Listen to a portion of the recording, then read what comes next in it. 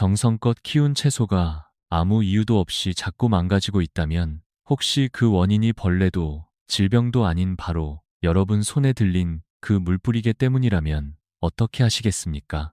안녕하세요. 계절 담은 작은 정원입니다. 오늘은 많은 분들이 전혀 상상하지 못했던 충격적인 진실 하나를 함께 나눠보려 합니다. 텃밭에서 정성껏 키운 오이를 수확했는데 시자 모양으로 심하게 구부러져 있거나 빨갛게 익어가던 토마토 아랫부분이 어느 날 갑자기 새까맣게 썩어 들어가거나 땅속 깊이 쭉쭉 자라야 할 당근이 손가락만 하게 쪼그라들거나 두세 갈래로 갈라져서 나온 적이 있으신가요? 그 순간 많은 분들이 벌레 탓, 병 탓, 영양 부족 탓을 하시며 비싼 비료와 약을 사다 뿌려보셨을 겁니다. 그런데 오늘 제가 정말 놀라운 사실 하나를 알려드리겠습니다.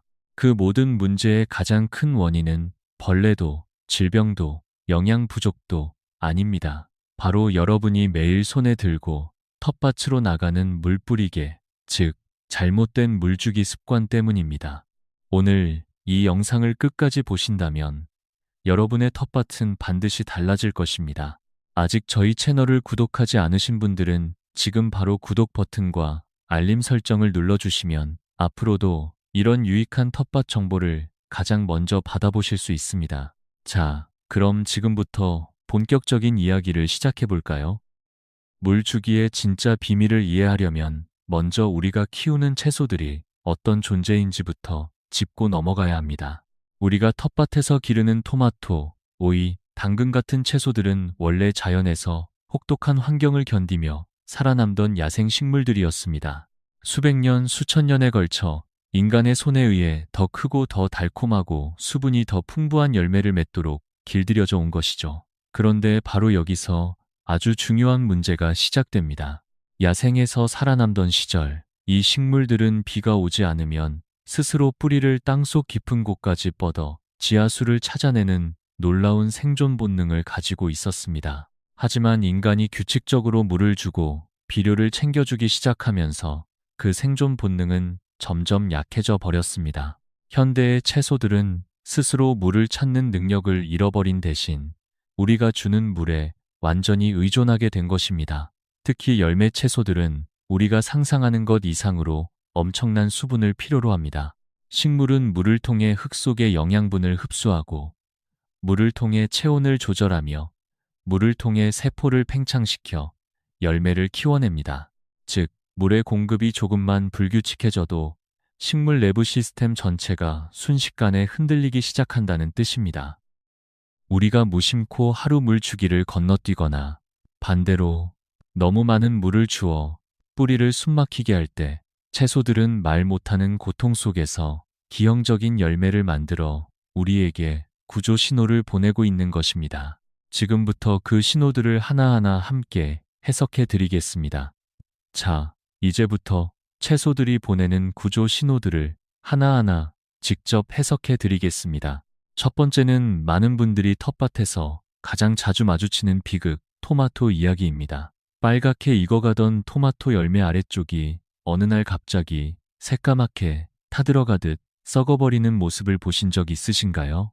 이것을 배꼽 썩은병이라고 하는데 많은 분들이 이 모습을 보는 순간 칼슘이 부족하다고 판단하고 칼슘 비료를 사다가 흙에 잔뜩 뿌립니다. 하지만 그것이 바로 가장 흔하고 가장 안타까운 실수입니다. 제가 이 자리에서 반드시 알아두셔야 할 과학적 사실 하나를 말씀드리겠습니다.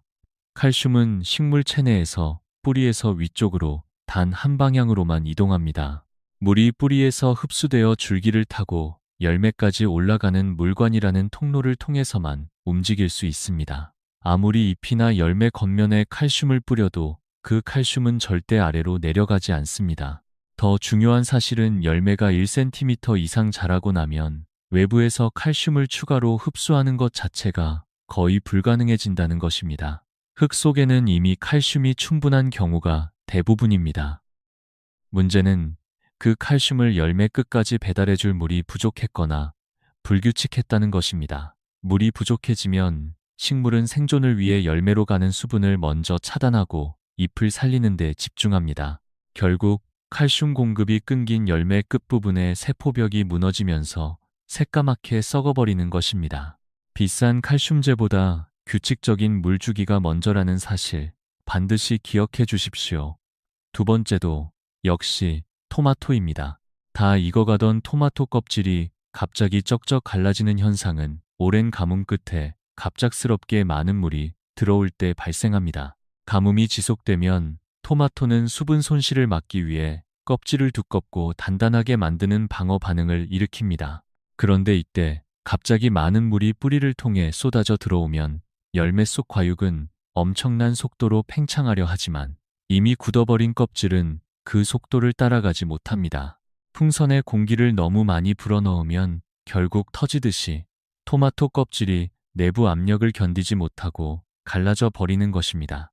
해결책은 단 하나, 흙이 완전히 메말라 버리기 전에 꾸준히 수분을 보충해 주는 것입니다. 세 번째 이야기는 텃밭에서 인기 많은 오이입니다. 곧고 길쭉하게 자라야 할 오이가 어느 날 바나나처럼 한쪽으로 심하게 휘어져 있는 것을 발견하신 적 있으신가요? 이것도 수분과 직결된 이야기입니다. 오이는 과육의 90% 이상이 물로 이루어져 있을 만큼 수분을 사랑하는 작물이고 뿌리도 땅속 깊이 들어가지 않고 표면 가까이 넓게 퍼져 있어 수분 변화에 극도로 민감합니다. 오이가 자라는 동안 흙이 건조해지면 수분이 부족한 쪽은 세포 분열을 멈추고 그나마 수분이 남아있는 반대쪽만 성장을 계속합니다. 한쪽은 자라고 한쪽은 멈추니 오이가 구부러지는 것은 너무나 당연한 결과입니다. 구부러진 오이를 발견하셨다면 그것은 오이가 목말라 죽겠다고 보내는 가장 강렬한 신호라는 것을 기억해 주십시오. 네 번째는 더욱 흥미로운 이야기입니다. 정성껏 키운 오이를 한 입 베어 물었는데 너무 써서 뱉어버린 경험 있으신가요? 이 쓴맛의 정체는 쿠쿠르비타신이라는 물질 때문입니다. 이 성분은 식물이 극심한 스트레스를 받을 때 스스로를 보호하기 위해 만들어내는 천연 방어 물질로 가뭄이 가장 큰 방아쇠 역할을 합니다. 특히 이 쓴맛은 꼭지 끝과 껍질, 바로 아래층에 가장 많이 집중됩니다. 오이가 살짝 쓴 경우라면 껍질을 벗기고 꼭지 부분을 3에서 4cm 정도 잘라내면 먹을 수 있습니다. 하지만 열매 전체가 쓰다면 그것은 성장 내내 심각한 스트레스를 받았다는 뜻입니다. 한 가지 더 기억하실 것은 한국의 이른 봄처럼 흙의 온도가 13도 이하로 내려가는 시기에도 이 쓴맛 성분이 활성화될 수 있다는 사실입니다. 다섯 번째는 땅속의 보물, 당근입니다. 수확할 때 기대에 부풀어 땅을 파보았더니 잔뿌리가 수염처럼 덕지덕지 붙어 있거나 두세 갈래로 갈라진 기형 당근이 나온 경험 있으신가요? 이것은 물주기 실패가 만들어낸 결과입니다.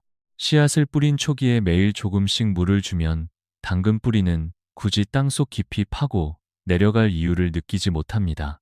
어차피 흙 표면에 물이 항상 있으니까요. 그래서 뿌리가 아래로 뻗지 않고 옆으로만 퍼지며 기형적으로 변합니다. 올바른 방법은 씨앗이 발아할 때까지만 촉촉하게 유지하고 싹이 난 이후에는 흙이 충분히 마를 때까지 기다렸다가 한 번에 깊숙이 듬뿍 주는 것입니다. 그래야 당근이 물을 찾아 땅속 깊은 곳으로 직진하며 길고 곧게 자라납니다. 이번에는 물을 언제 주어야 하는지 타이밍의 비밀을 파헤쳐 보겠습니다. 농사를 오래 지어온 분들이 한 목소리로 하시는 말씀이 있습니다. 물은 해가 뜨기 전 이른 아침에 주어라. 이것은 단순한 경험담이 아니라 명확한 과학적 근거가 있습니다. 식물은 태양이 뜨고 광합성을 시작할 때 가장 많은 수분을 필요로 합니다. 아침 일찍 흙을 촉촉하게 적셔주면 식물은 하루 종일 사용할 충분한 수분을 확보하게 됩니다. 또한 잎이나 줄기에 묻은 물방울이 낮 동안 햇살과 바람에 자연스럽게 말라버리기 때문에 곰팡이균이 번식할 틈이 없습니다. 반대로 저녁에 물을 주면 밤새도록 흙과 잎이 축축하게 젖은 상태를 유지하게 됩니다. 어둡고 습한 환경은 흰가루병, 잿빛 곰팡이병, 탄저병 같은 무서운 식물 질병들이 가장 좋아하는 조건입니다. 부득이하게 저녁에만 시간이 나신다면 잎에는 물이 닿지 않도록 뿌리 쪽에만 조심스럽게 주시고 물의 양도 아침보다 조금 줄여주시는 것이 좋습니다. 그렇다면 한낮에 물을 주면 잎이 탄다는 이야기는 사실일까요? 과학적으로 이것은 사실이 아닙니다.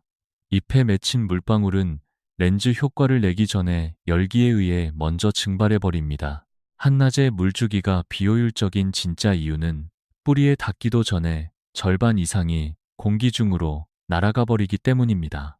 다만 식물이 완전히 축 처져 쓰러지기 직전이라면 미신에 얽매이지 말고 당장 물을 주어 살리는 것이 먼저입니다.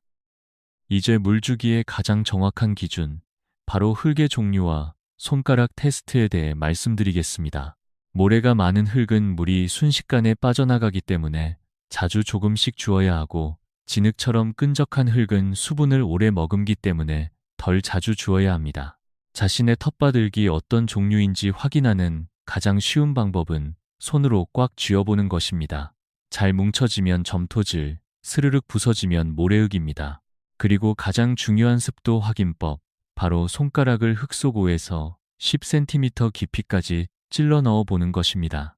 손끝에 차갑고 축축한 느낌이 들면 아직 물을 주실 필요가 없고, 보송보송하고 따뜻한 느낌만 든다면 그때가 바로 흠뻑 물을 주어야 할 완벽한 타이밍입니다. 이제 물주기 기술의 핵심 중 핵심, 바로 깊고 드물게 주기의 법칙을 말씀드리겠습니다. 많은 분들이 매일 아침 호스를 들고 텃밭 전체에 5분 정도 물을 휙휙 뿌리고 지나갑니다. 잎은 반짝이고 흙 표면은 젖어 보이니 기분이 좋죠. 하지만 이것은 가장 위험한 물주기 방식입니다. 뿌리는 스스로 물을 찾아 움직이는 것이 아니라 수분이 충분한 곳에서만 세포가 분열하며 자랍니다. 매일 얕게 뿌리면 뿌리 전체가 표면 0에서 5cm 안에만 머뭅니다. 하루만 물을 주지 않아도 금방 말라버리는 연약한 뿌리가 되는 것이죠. 반대로 며칠에 한 번이라도 흙 깊은 곳까지 흠뻑 적셔주면 뿌리는 수분을 찾아 30에서 45cm 아래까지 뻗어 내려갑니다. 이런 식물은 한여름 폭염 속에서도 닷새에서 1회는 거뜬히 버텨냅니다. 물을 충분히 주었는지 확인하는 방법은 간단합니다. 긴 막대기나 젓가락을 흙 속 20에서 25cm 깊이까지 찔러 넣어 보세요. 부드럽게 들어간다면 물이 충분히 스며든 것입니다. 다음으로 텃밭의 이불이라 불리는 멀칭입니다. 볏짚이나 마른 낙엽 또는 종이 박스로 식물 주변의 흙을 덮어주는 것만으로도 수분 증발을 절반 이상 줄일 수 있습니다. 뜨거운 햇볕으로부터 흙의 온도를 보호하고, 물을 줄 때 흙탕물이 잎에 튀어 병원균이 전염되는 것도 막아줍니다. 선택이 아니라 반드시 실천하셔야 할 기본입니다.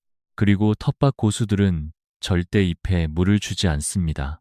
호스 끝을 뿌리 바로 옆에 조준해 흙에만 직접 주는 것입니다. 잎이 젖으면 광합성 효율이 떨어지고 곰팡이 포자가 자리 잡기 딱 좋은 환경이 됩니다. 물의 온도도 절대 간과해서는 안 됩니다. 한여름 햇볕에 방치된 호스 안, 물의 온도는 60에서 70도에 달합니다. 이 물을 바로 뿌리에 주는 것은 끓는 물을 붓는 것과 다름없습니다. 반드시 뜨거운 물을 먼저 흘려보내고 적당히 미지근한 물이 나올 때 식물에게 주어야 합니다. 마지막으로 잎이 축 처졌을 때 무조건 물부터 주는 것은 위험합니다. 물 부족일 때는 잎이 종이처럼 얇고 바삭하게 마르고 흙도 바짝 말라 있습니다. 반면 뿌리가 썩는 과습 상태일 때는 잎이 처지면서도 만져보면 여전히 물기가 있고 아랫잎부터 노랗게 변하며 흙에서 시큼한 냄새가 납니다. 정확한 진단 없이 물을 더 주는 것은 이미 물에 빠진 식물을 더 깊이 밀어넣는 것과 같습니다. 식물도 아기에서 어른으로 자라듯 성장 단계에 따라 필요한 물의 양이 전혀 다릅니다. 씨앗을 뿌리거나 어린 모종을 심었을 때는 뿌리가 아직 약하기 때문에 흙 표면이 절대 마르지 않도록 자주 조금씩 주어 뿌리가 자리를 잡도록 도와주어야 합니다. 식물이 쑥쑥 자라며 잎과 줄기를 키우는 시기에는 물주기 간격을 조금씩 늘려 뿌리가 깊게 뻗도록 훈련해야 합니다. 그리고 가장 중요한 시기, 꽃이 피고 열매가 달리기 시작하면 식물의 수분 요구량이 평소의 2~3배로 폭발적으로 증가합니다. 이때 단 하루 이틀만 흙이 말라도 식물은 생존을 위해 피워둔 꽃과 어린 열매를 스스로 다 떨어뜨려 버립니다. 토마토와 고추, 호박의 꽃이 피기 시작했다면 그때부터는 절대 흙이 마르지 않도록 꾸준히 챙겨주셔야 합니다.